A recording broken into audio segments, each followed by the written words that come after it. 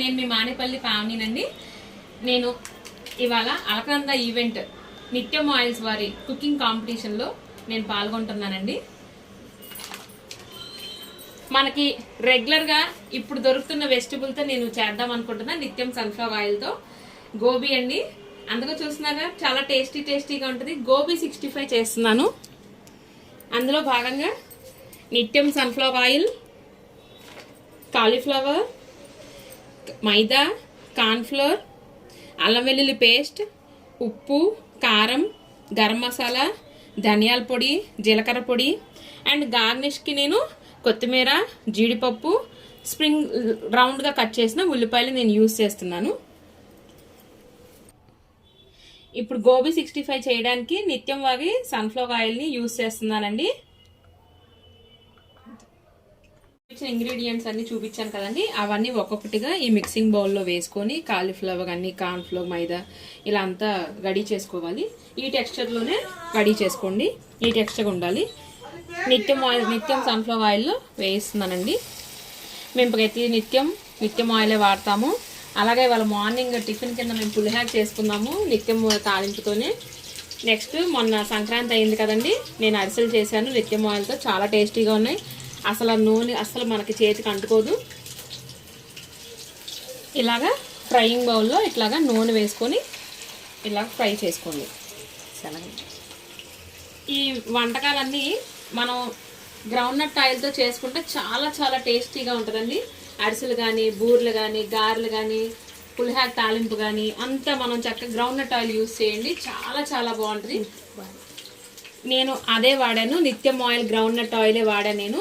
అందుకని మీకు చెప్తున్నాను, చాలా టేస్టీగా ఉన్నాయి. లాస్ట్లో మీకు తిని కూడా నేను చూపిస్తాను. ఇది మాత్రం ఇట్లాంటి వంటలకి మాత్రం చైనీస్ వంటలు కదా ఇవన్నీ, నిత్యం సన్ఫ్లవర్ ఆయిల్తో మీరు వాడితే చాలా టేస్టీగా ఉంటాయి. ఓన్లీ ట్రెడిషనల్ వంటలే మీకు నిత్యం గ్రౌండ్నట్ ఆయిల్తో చేసుకోండి. చాలా బాగుంటాయి. కాలీఫ్లవర్ 65 అండి. ఇప్పుడు దీనికి మనం వేయించుకున్న తర్వాత ఉప్పు, కారము, గరం మసాలా అన్నీ వేసి ఇట్లా మనం ఇట్లా చేసుకోవాలి. బాగా కారం ఎక్కువ తింటాం అనుకుంటే ఇంకొంచెం కారం ఎక్కువ వేసుకోండి. నేనైతే ఫుడ్ కలర్ వాడలేదండి. నేను ఫుడ్ కలర్ అసలు దేనికి కూడా నేను వాడను. ఇంట్లో కానీ దేనికైనా సరే నాకు ఇష్టం ఉండదు ఫుడ్ కలర్ అనేది. పిల్లలకు పెట్టడానికి కూడా అంత ఆరోగ్యం కాదు కాబట్టి నేను వాడనండి. నెక్స్ట్ ఇందాక నేను నిత్యం సన్ఫ్లవర్ ఆయిల్ ఇట్లా జీడిపప్పు వేయించుకున్నాను. ఈ వేయించిన జీడిపప్పుని ఇట్లా గార్నిష్గా వాడి కొత్తిమీర కూడా చల్లుకోండి. ప్లస్ కరివేపాకు, ఇలా పచ్చిమిరపకాయలు కూడా వేయించి పెట్టుకోవాలి. వేయించి పెట్టుకొని ఇదంతా ఇట్లా గార్నిష్ చేసుకోండి. నేను 3 years నుంచి నిత్యం ఆయిల్ వాడుతున్నానండి. తర్వాత గ్రౌండ్నట్ ఆయిల్తో నేను ఈ సంవత్సరం చక్క పిండి వంటలన్నీ చేసుకున్నాను. చాలా బాగున్నాయి. మా ఇంట్లో వాళ్ళందరికీ నచ్చిందండి. తర్వాత దీన్ని నేను సర్వింగ్ బౌల్లోకి తీసుకుంటున్నాను.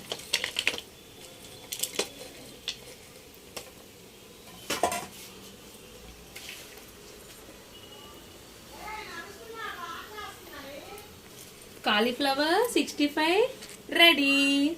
మీకు ఇది అన్నంలోకి తినచ్చు, వర్షం పడినప్పుడు స్నాక్స్గా మీ హస్బెండ్కి పెట్టచ్చు. పిల్లలు చక్కగా ఇష్టంగా తింటారు. అందరికి ఇష్టం కదా, నేను కూడా తింటున్నాను.